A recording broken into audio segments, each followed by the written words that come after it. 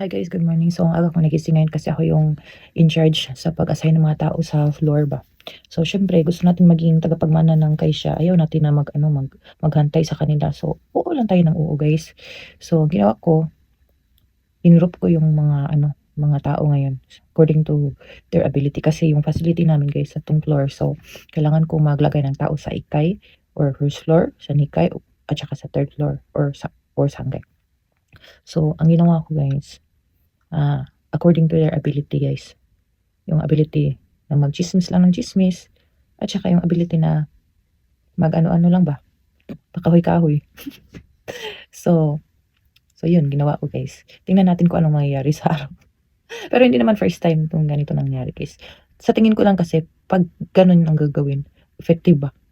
Hindi ang daming reklamo. Ayoko kasi ng daming mga reklamo guys. So, according to their type, eto dalawa na 'to, tsismis-tsismis 'to. So, yung isa hindi man masyadong matsismis pero yung isa madaldal, siya na bahala dun magtakong, magkaltok. Tapos yung pang isang floor guys, ano yung daw yung ano ba, yung pang mga lutang.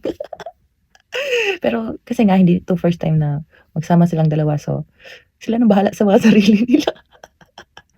Buang na leader, 'di ba? Pero alam ko kaya nila guys. 8 hours lang yan magtatrabaho guys. Gambate sila guys. Tapos ako din yung may chore kami guys. Diba? Yung chore sa Japan, yung parang meeting every morning. Parang endorsement na din. Ganun. So, ako yung magbibigay ng comment guys. So, ganito yung sasabihin ko guys. Charus! ChatGPT yan guys ha galing. So, ganyan. Ninihonggo ko ha. Kayo na bahala mag-intindi. So, ang topic kasi ngayon guys sasabihin ko is about sa environment problem. Sabi, Kankyo Mondai no Torikumi. So, ang sasabihin ko guys about sa pagtipid ng kuryente at saka tubig kasi 'di ba? Mahal na ngayon ang kuryente sa Meralco. Guys, wala siyang kinainaman yun. Pero ganito sasabihin ko guys.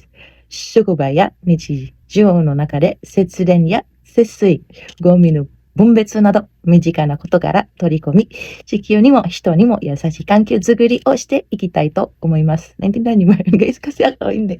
Charot. Translate ko naman yan guys. So yun guys, yung mangyayari ngayong araw na guys. Kaya ang aga ko nagising, hindi na ako nakapag-review. So yun lang guys. Update lang kahit hindi na ako recommendable. Share nyo naman guys para babalik ako sa sa Earth.